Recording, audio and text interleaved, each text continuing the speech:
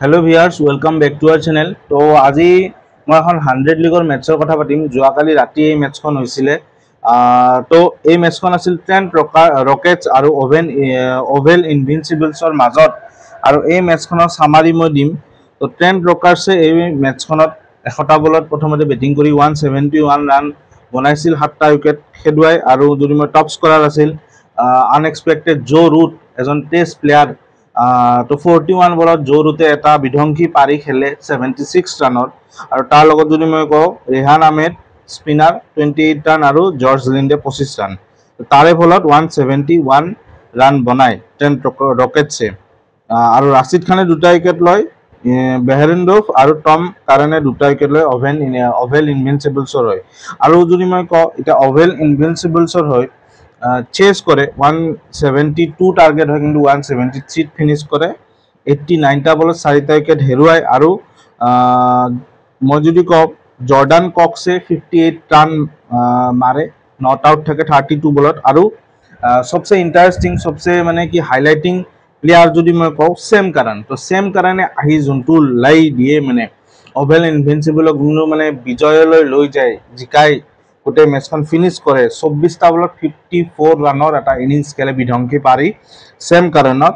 6টা ছিক্স মাৰে আৰু 2টা 4 মাৰে, যাৰ ফলত এই মেচখন মানে ওভেল ইনভিনচিবললৈ গোটেই মানে টাৰ্ণিং পইণ্ট হৈ যায়। মানে টাৰ্ণিং পইণ্ট সেইটোৱে আছিল যেতিয়া চেম কাৰানে আহি মাৰিব ষ্টাৰ্ট কৰে।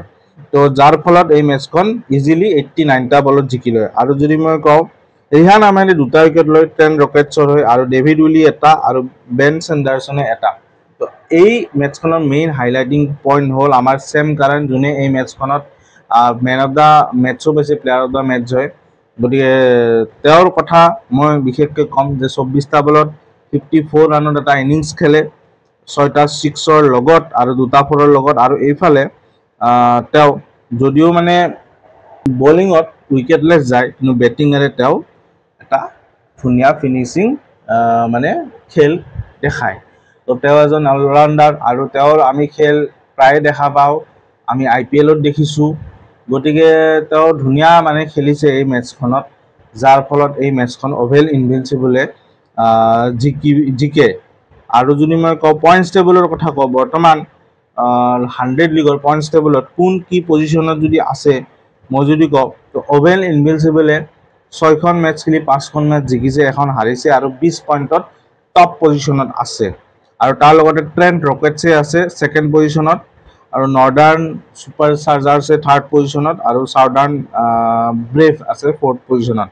বাকী 4টা টিমৰ নাম নলওঁ মই, যিহেতু টপ 4ত নাই। এইখন হ'ল বৰ্তমানৰ কাৰেণ্ট 100 লিগৰ টেবুলৰ পজিশ্যন। আৰু আজি যদি মই মেটছৰ কথা কওঁ, আজি আছে এখন মেটছ। তো আজি 11টা বজাত আছে ছনী টিভিত, আপোনালোকে চাব পাৰিব। বাৰ্মিংহাম ফিনিক্স আৰু ৱেলছ ফায়াৰৰ মাজত আজিৰ মেটছখন আছে।